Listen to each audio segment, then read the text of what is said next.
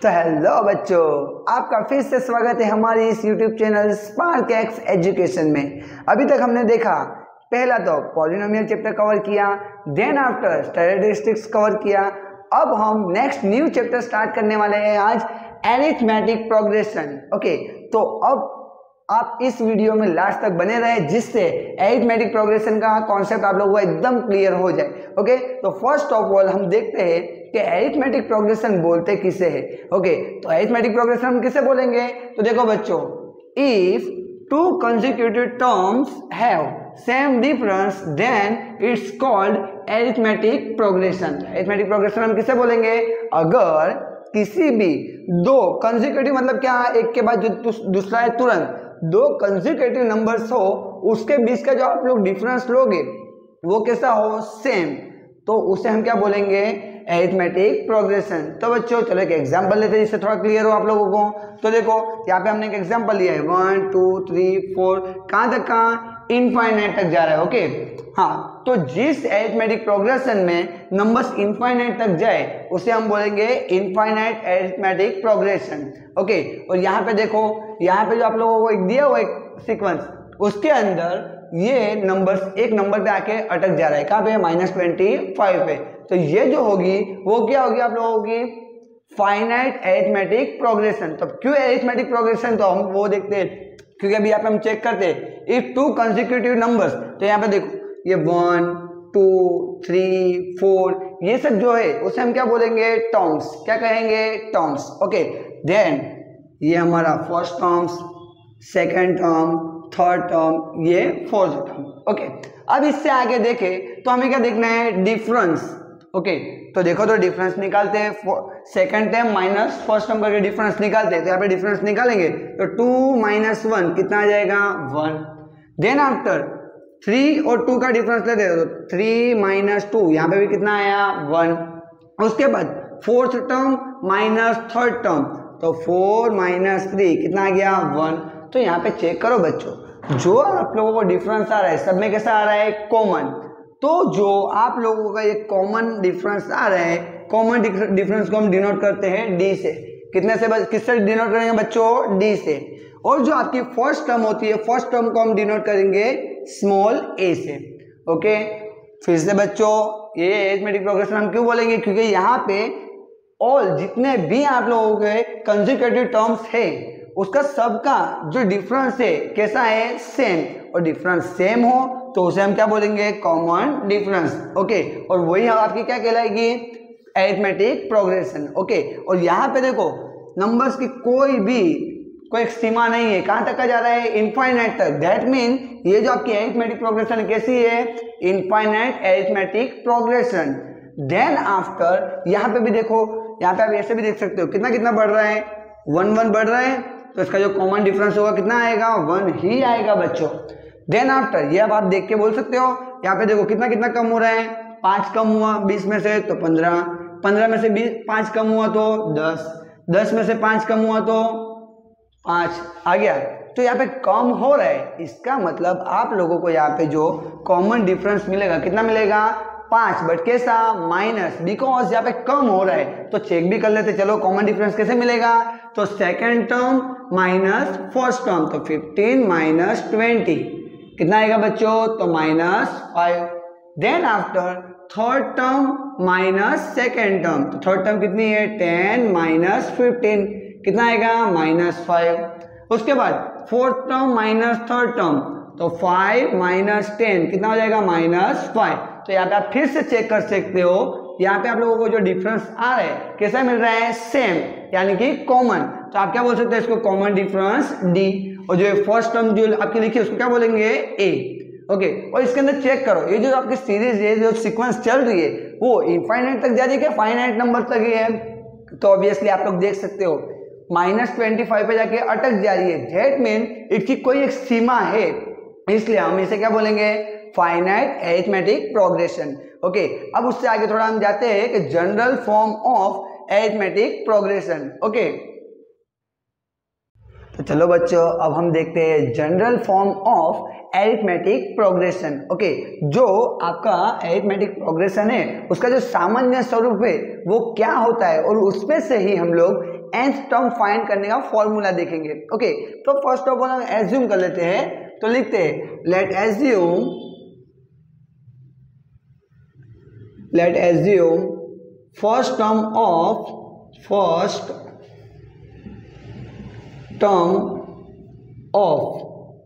arithmetic progression is a and common difference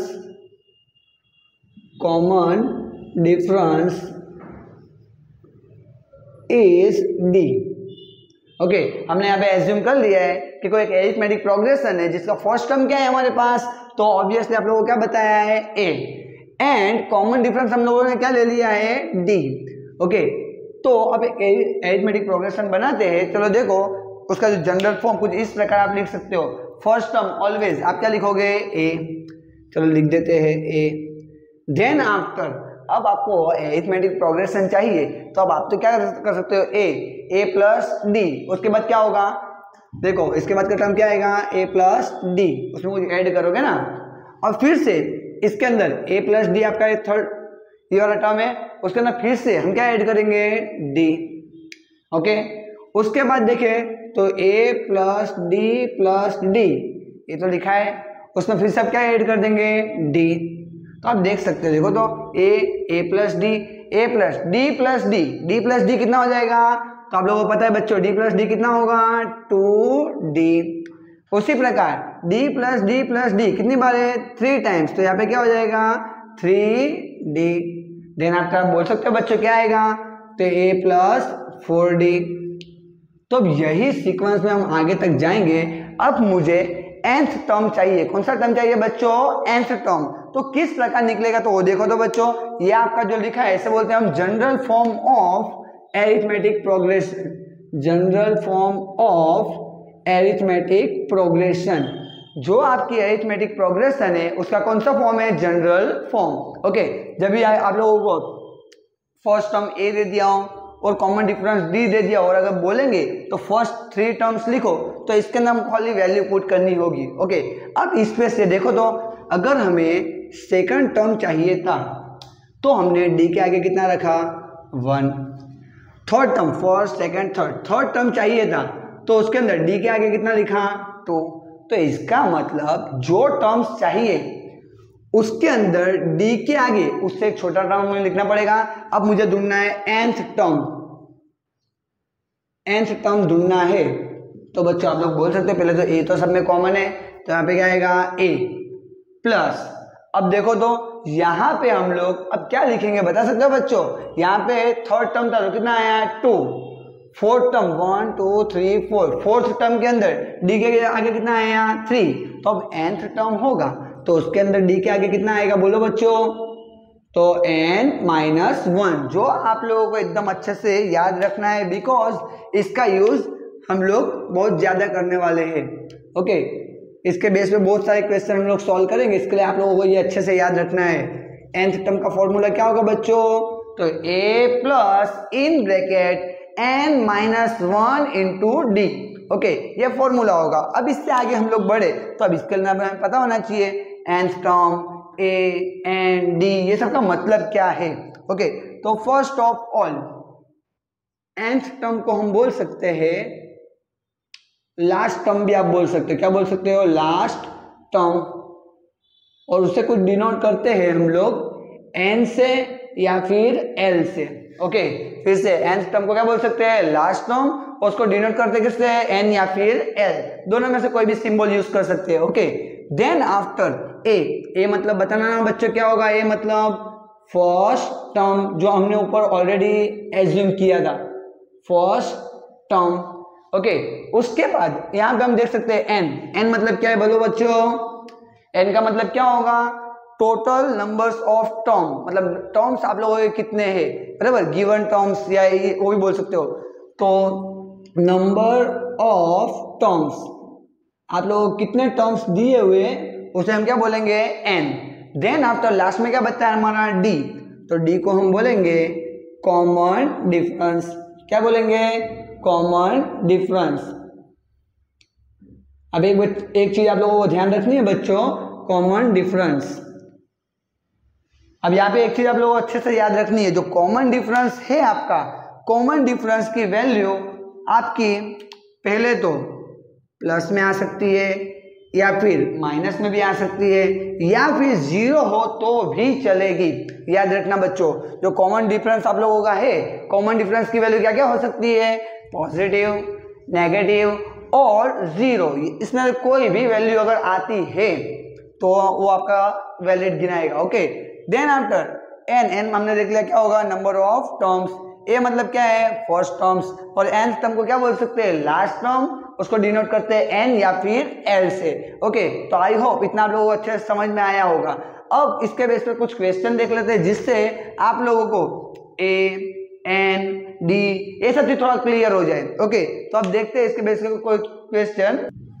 तो चलो बच्चों, अब कुछ सम्स हम लोग लेते हैं, एग्जाम्पल्स इसके देखते हैं। चलो फर्स्ट ऑफ ऑल हम लिखते हैं एग्जाम्पल्स के अंदर, आप लोगों को एग्जाम्पल नंबर 1 में दिया हुआ है 2, 4, 6, 8, 10, लास्ट टर्म एज्यूम आप लोगों को दे दिया हुआ है 100।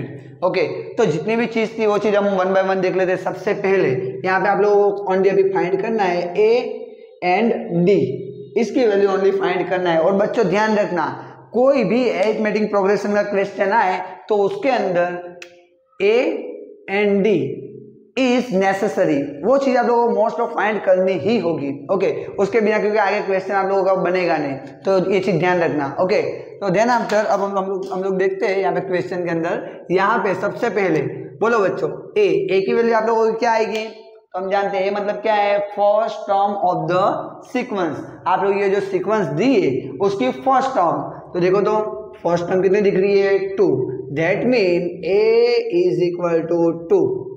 ओके बच्चों, जो आप लोग एकदम इजीली देख सकते हो। ओके, और उससे आगे अगर हम लोग देखें तो अभी हम लोग ने डी के बारे में लिखा था, डी के अंदर ऐड कर देना आप लोगों ने, जो इसके आगे लिखा था उसके अंदर थोड़ा ये ऐड कर देना आप लोग। डी का आप लोग फॉर्मूला भी लिख सकते हो, a2 माइनस a1 या फिर a3 माइनस a2, यानी कि second term minus first term या फिर third term minus second term. इसी प्रकार अगर आप आगे जाते रहोगे तो डी का जो जनरल फॉर्मूला आप बोलोगे क्या होगा, ए एन माइनस 1। ओके, तो nth टर्म में से n माइनस 1 टर्म माइनस करोगे तो क्या मिल जाएगा, डी। सिंपली आप लोगों को ये याद रखना है, डी इज इक्वल टू क्या होगा, a2 माइनस a1, उससे हमारा काम हो जाएगा। तो चलो बच्चों यहाँ पे निकालो D is equal to a2 minus a1। We will find a1 कितना है आपका 2, a2 कितना हुआ है 4, a3 कितना है 6, जो हम देख सकते हैं। ओके, तो यहाँ पे पुट करो, a2 के जगह पे कितना पुट करेंगे 4, माइनस a1 कितना है 2, 4 में से 2 जाएगा कितना बचेगा 2। बच्चों ये तो आपको बोर्ड में अगर दिया क्वेश्चन पूछा तो ऐसा लंबा हमें करना है। अगर लेट एज्यूम आपको एमसीक्यू में ऐसा कोई क्वेश्चन आ जाता है तब आपको सिंपली क्या करना है, यहाँ पे देखना है, क्योंकि देखने की आपकी दृष्टि अच्छी होनी चाहिए बच्चों। तो यहाँ पे देखो 2 में कितना ऐड करोगे तो 4 होगा 2, 4 में कितना ऐड करोगे तो 6 होगा 2, 6 में कितना ऐड करोगे तो 8 होगा 2। तो सिंपली देख लेना है कितना बढ़ रहा है या फिर कितना कम हो रहा है। अगर बढ़ रहा हो तो प्लस में आएगा, घट रहा हो तो माइनस में आएगा। तो यहाँ पे कितना बढ़ रहा है 2, इसका मतलब डी कितना आ जाएगा 2। ओके, अब एक और एग्जांपल लेते हैं इसके बेस पे। चलो बच्चों, एग्जांपल नंबर 2, ये सब नोट करते रहना बच्चों साथ में। एग्जांपल नंबर 2 के अंदर हम लोग ले लेते हैं 9, देन आफ्टर 7, उसके बाद ले लेते चलो 9, फिर ले लेते हैं 6 के बाद ले लेते हैं हम 3, 0, -3, बराबर। इस तरीके के आप लोगों को एक सीक्वेंस दे दिए। अब इसके अंदर फर्स्ट ऑफ ऑल बोले तो बच्चों ए की वैल्यू आप लोगों को कितनी आएगी, दिख रहा है आप लोगों को ए कितना है यहाँ पे, बोलना बच्चों a1 को क्या बोलेंगे हम, a कितना दिया हुआ है 9, a2 कितना दिया हुआ है क्वेश्चन में हम लोगों को दिख रहा है, a2 कितना है 6। अब d फाइंड करने के लिए हम फॉर्मूला जानते हैं, d is equal to what, a2 minus a1। But क्या a2 माइनस a1 का फॉर्मूला रखे बिना भी आप बता सकते हो बच्चों? तो ऑब्वियसली अब आप लोग बता सकते हो। तो बोलना ना बच्चों, कितना कम हो रहा है यहाँ पे, 9 में से कितना माइनस करोगे तो 6 होगा 3, 6 में कितना माइनस करोगे तो 3 होगा, तो 3 में से कितना माइनस करो तो 0 आएगा, तो 3। ओके, तो यहाँ पे कम हो रहा है कितना कितना 3। अगर कम हो रहा हो तो हम क्या करेंगे, माइनस कितना कम हो रहा है 3, तो डी आपका कितना आ जाएगा -3, जो हम फॉर्मूला में पुट करके चेक कर लेते हैं। चलो बोलो A2 कितना है 6 माइनस A1 कितना है 9। अब जानते हैं हम प्लस माइनस माइनस 9 में से 6 जाएगा, कितना बचेगा 3, बट जो बिग टर्म है उसकी वैल्यू क्या है माइनस, तो क्या आ जाएगा D is equal to -3। Okay, तो आई होप आप लोगों को इतना अच्छे से समझ आया होगा। नेक्स्ट एक यहाँ पे देखो हमने बोला था कि D की वैल्यू प्लस भी आ सकती है माइनस भी आ सकती है। अब एक ऐसा भी एग्जांपल ले लेते हैं जिसके अंदर D की वैल्यू आप लोगों को क्या मिले 0। ओके, तो एक ऐसा एग्जांपल ले लेते हैं जिसके अंदर D की वैल्यू आप लोगों को क्या मिल रही हो 0। तो देखो तो बच्चों थर्ड एग्जांपल ले लेते हैं, उसके अंदर 2 2 2 इस प्रकार इनफाइनाइट तक जा रहा है मान लो। ओके, अब इसके अंदर हमें A फाइंड करना है। बोलो A कितना दिख रहा है बच्चों, तो 2। D फाइंड करने का फॉर्मूला क्या है हम जानते हैं, A2 माइनस A1, या फिर हम डायरेक्ट देख सकते हैं। देखो तो 2 में कितना ऐड करोगे तो 2 आएगा 0, फिर से 2 में कितना ऐड करोगे तो 2 आएगा 0, तो यहाँ पे आपकी D की वैल्यू 0 आएगी ही। चेक कर लेते, चलो पुट करो। A2 कितना है 2 माइनस A1 कितना है 2, 2 में से 2 जाएगा तो 0, that mean D is equal to 0। तो यहाँ पे हम लोगों ने बता दिया कि D की वैल्यू पॉजिटिव भी आ सकती है माइनस भी आ सकती है, देन आफ्टर 0 भी आ सकती है। ओके, तो ये हमने देखा कि आपको सीक्वेंस एक सीरीज दे दी हो, सॉरी सीक्वेंस दे दी हो। अब वो सीक्वेंस में से किस टाइप से हम लोग A और D की वैल्यू फाइंड कर सकते हैं। अब कुछ क्वेश्चन हम ऐसे देख लेते हैं कि जिसके अंदर आप लोगों को A एंड D की वैल्यू दे दी है, उस पे से किस प्रकार ये सीक्वेंस आप लोगों को अरिथमेटिक प्रोग्रेशन किस प्रकार ढूंढनी है, अब वो देखेंगे। ओके, तो एक दो क्वेश्चन उसके बेस पे देख लेते हैं। तो बच्चों अब नेक्स्ट क्वेश्चन हम देखते हैं जिसके अंदर अब आप लोगों को A एंड D की वैल्यू दे दी हो, उस पर से अरिथमेटिक प्रोग्रेशन किस तरीके से फाइंड करना है वो हम देखते हैं। तो लेट्स से एग्जांपल बच्चों, because mathematics is the overall examples के बिना मैथमेटिक्स समझना थोड़ा टफ हो जाता है। ओके, तो एग्जांपल में फर्स्ट हम ले लेते हैं, क्या लिख देंगे हमें इधर A is equal to 2 and D is equal to 3। Okay, ये आप लोगों को दे दिया है। अब आप लोगों को क्या फाइंड करनी है, अरिथमेटिक प्रोग्रेशन। तो अरिथमेटिक प्रोग्रेशन के लिए आप लोगों को जनरल फॉर्मूला याद होना चाहिए बच्चों। क्या था, first term A plus D, third term क्या होगी A plus 2D, fourth term क्या होगी A प्लस 3D। तो आप लोगों को अच्छे से याद होनी चाहिए। तो इधर हम लोगों को कितने हैं, ओनली 3 टर्म ढूंढने हैं, 3 टर्म्स। ओके, जो आपकी अरिथमेटिक प्रोग्रेशन है उसके ओनली कितने टर्म ढूंढने हैं 3। तो फर्स्ट ऑफ ऑल हमें दिख रहा है A1 को हम क्या बोलते हैं A, कितना दिया हुआ है 2। ओके, उससे आगे बढ़ते हैं A2 मतलब सेकंड टर्म हमारी क्या थी याद करो A प्लस D। चलो पुट करो बच्चों, A की जगह पे कितना है हमारे पास 2 प्लस D कितना है हमारे पास 3, 2 प्लस 3 कितना हो जाएगा 5। तो A2 सेकंड टर्म कितने आ गए 5। अब थर्ड टर्म ढूंढ लेते हैं A3 का फॉर्मूला याद करो बच्चों, क्या था थर्ड टर्म जनरल फॉर्मूला में क्या थी A प्लस 2D। चलो वैल्यू पुट करो यहाँ पे बच्चों, A कितना है 2 प्लस 2 का 2, D कितना है हमारे पास 3, तो 3 पुट कर दो। 3 इंटू 2 कितना होगा 6 प्लस 2 कितना होगा 8, therefore A3 is equal to 8। तो यहाँ पे फर्स्ट टर्म कितनी है 2, सेकंड टर्म 5, थर्ड टर्म 8। तो अब इसे आप जो अगर लिखोगे A1, A2, A3, first 3 terms हुई। चलो पुट करो A1 is equal to 2, A2 5, A3 8, और भी ऐसे टर्म्स में जितने हमने कितनी ढूंढनी ओनली 3। ओके, तो इस प्रकार आप लोग A और D की वैल्यू पर से अरिथमेटिक प्रोग्रेशन भी ढूंढ सकते हो। आई होप आप लोगों को यहाँ तक समझ में आया होगा, और अगर समझ में आया है तो अगर वीडियो चैनल पर अगर आप नए हो तो चैनल को सब्सक्राइब कर लीजिए, वीडियो को लाइक करें, कमेंट करें और अपने ज़्यादा से ज़्यादा दोस्तों को शेयर करें, जिससे इसी प्रकार के नॉलेजेबल वीडियो उन लोगों तक पहुँचते रहे। ओके, आई होप आप लोगों को अच्छे से समझ में आया होगा। Thank you.